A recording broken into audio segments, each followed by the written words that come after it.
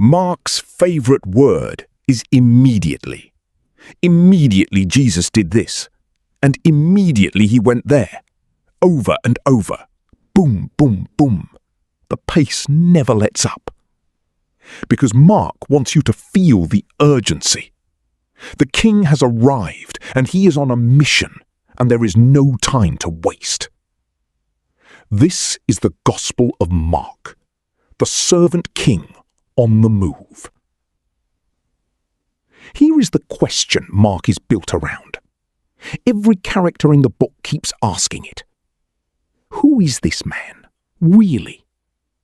He speaks and a storm goes flat calm, and the disciples whisper in terror. Who is this, that even the wind and waves obey him?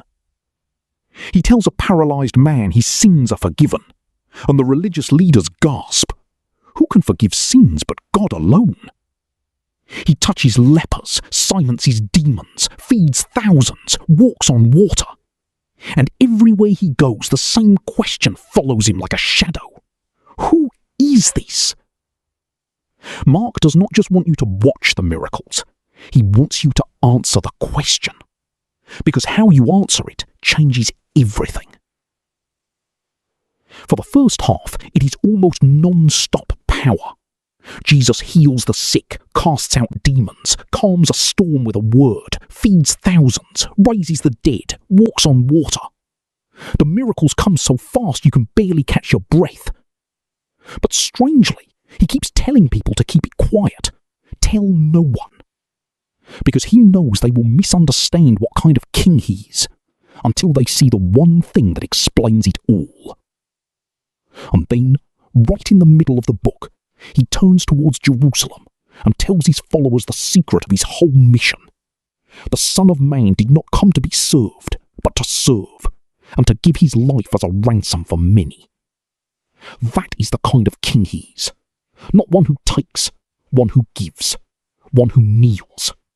And he says, if you want to follow me, pick up your own cross and come. So he goes to Jerusalem and is arrested, condemned, and crucified. And at the moment he dies, the great curtain in the temple, the one that walled off the presence of God from ordinary people, rips in two from top to bottom, torn from above by God. The wall is gone.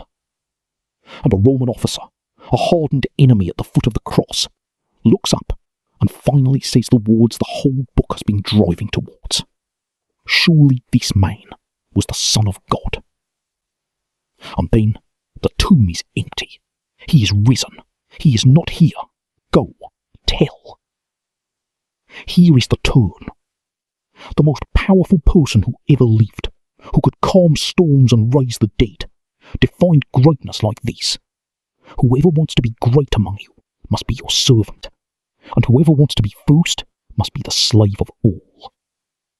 The whole world is clawing its way up the ladder, up the rankings, up over other people.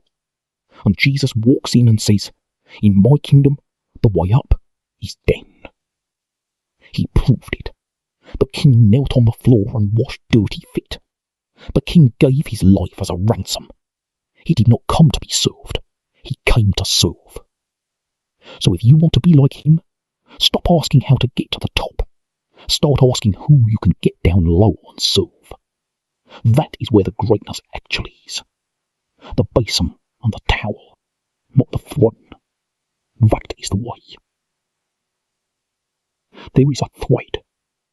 For centuries, the presence of God lived behind a curtain in the temple, a thick veil that kept ordinary people out.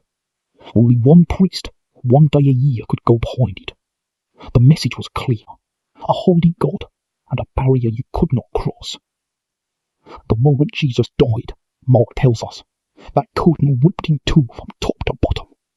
Not torn by human hands from below, torn from above, by God.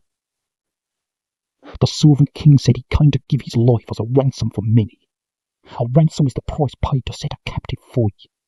He paid it, and the barrier came down. The way into God's presence, the way that was blocked since the garden, was thrown wide open the instant he breathed his last. Not by your effort, by his sacrifice. You can walk straight in now. The curtain is torn. That is the thread. Mark, 16 chapters. The shortest gospel. You can read the whole thing in one sitting, and you should. Feel the pace. Feel the urgency. Read chapter 1, and count how many times the word immediately shows up. Mark wants you to run. Read chapter 10. The Son of Man came not to be served, but to serve, and to give his life as a ransom. The verse that unlocks the whole book. Read chapter 15. The cross, and the curtain torn from top to bottom, and the centurion's confession. Who is this man? Mark spent 16 fast chapters making you answer. The servant king, who gave his life to tear open the way to God, and who calls you to pick up a towel for. Here, read. I will see you in the next one.